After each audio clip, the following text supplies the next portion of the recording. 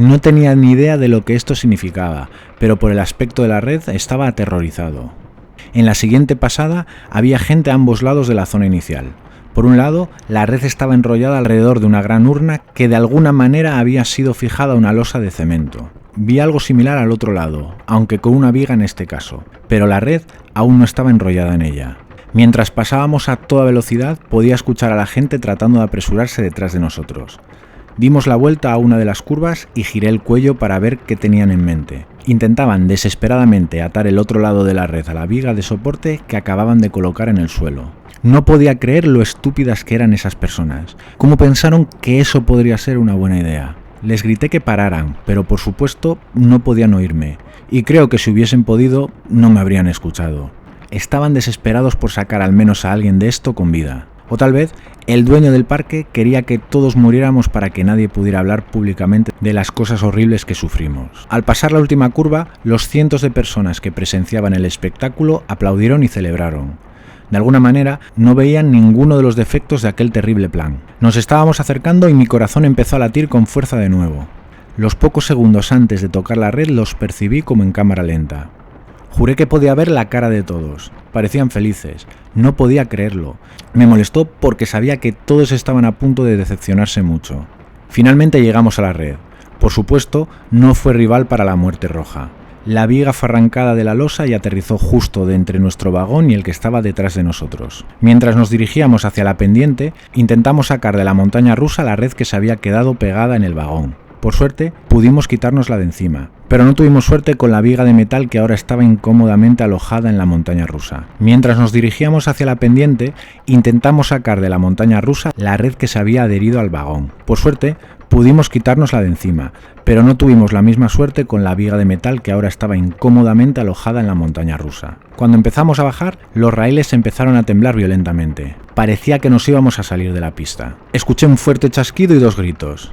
Los 7 vagones detrás del nuestro se rompieron y la viga de metal encontró su camino hacia abajo. Mientras giramos, observé con incredulidad cómo los vagones detrás de nosotros se salían de las vías. En ese momento del viaje, estábamos a unos 15 metros del suelo, todavía lo suficiente para matarlos. No fui lo suficientemente rápido para cerrar los ojos y vi todo. Se salió de la pista como si tuviera alas y de repente cayó al suelo. Los gritos cesaron inmediatamente cuando el vehículo aterrizó boca abajo. Mi imaginación llenó los espacios en blanco y se centró al pensar en la carnicería debajo de mí. Esperábamos que de alguna manera el viaje se detuviera o disminuyera la velocidad porque perdimos los 7 vagones de atrás. No estaba seguro de cuál era la lógica, pero estábamos desesperados en ese momento. Pero después de otra hora no mostraba signos de desaceleración. Una vez que llegamos a la hora 8, esperábamos nuestro destino. Esperaba que todo terminara pronto y pudiéramos descansar. No creo que ninguno de nosotros pensara que saldríamos libres. Solo deseábamos en este punto que nuestras muertes fueran rápidas. Durante las siguientes 2 horas notamos que la pieza de metal en el vagón de delante de nosotros comenzó a tambalearse y aflojarse. No estoy seguro de si fue solo el desgaste del viaje durante tanto tiempo o todo a causa del impacto con la red. Parecía que estaba a punto de soltarse y nos apartábamos del camino. Estaba imaginando el peor resultado posible. Pensaba que saldría volando y decapitaría a uno de nosotros. Finalmente salió, pero no fue un momento tan dramático como pensaba que sería. Fue mucho peor. En lugar de desprenderse del todo, solo se desprendió parcialmente y empezó a rechinar ruidosamente contra las vías. La delgada pieza de metal se estaba colocando debajo de nuestro vagón. A Hugo le preocupaba que pudiera hacernos descarrilar como vimos apenas unas horas antes. Me dijo que iba a intentar agarrarlo, y yo le rogué que no lo hiciera. Después de algunas vueltas en la que le dije que lo dejara, tomó una decisión y contorsionó su cuerpo para intentar agarrar el del metal afilado. No pude ver su mano cuando se agachó para cogerla, pero sí pude ver su cara. De alguna manera, eso empeoró las cosas. Su expresión cambió rápidamente, de concentrada a sorprendida en cuestión de segundos. Su rostro estaba en blanco. Escuché gritos, pero no tenía idea de lo que estaba pasando.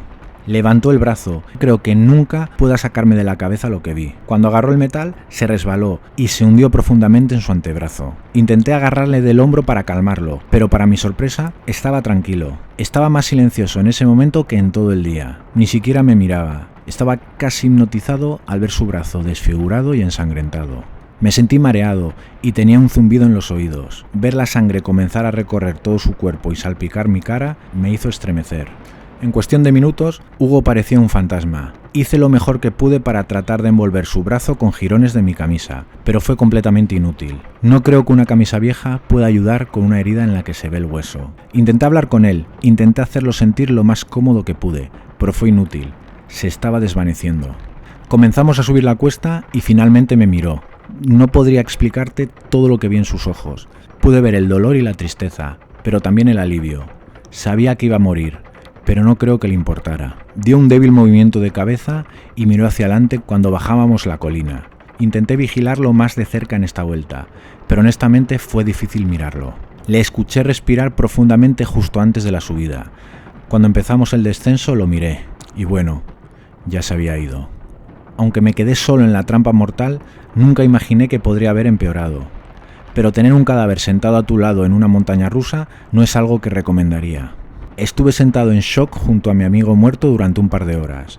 Me quedé helado de miedo, sin querer siquiera pensar en un final. Después de reunir algo de coraje, contemplé mi siguiente paso.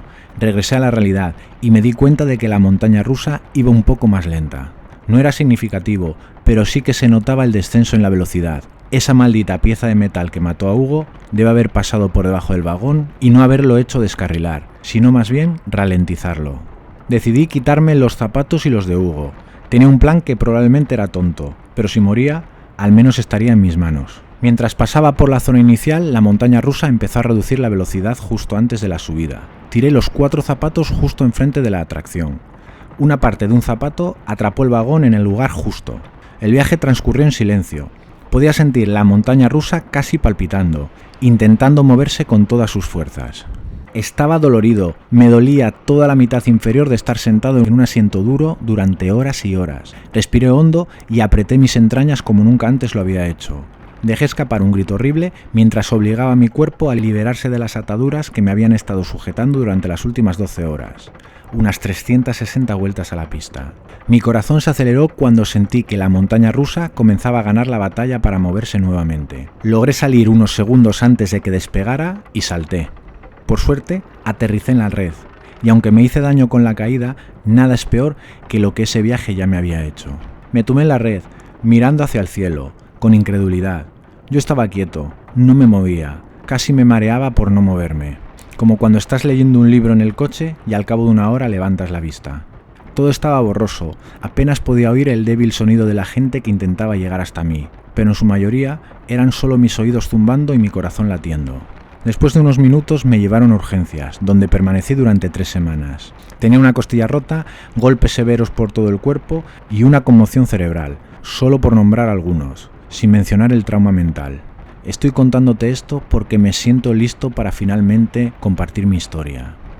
Esta es la primera vez que indago en mis recuerdos, y recuerdo toda la experiencia. No te molestes en intentar encontrar nada sobre esta historia.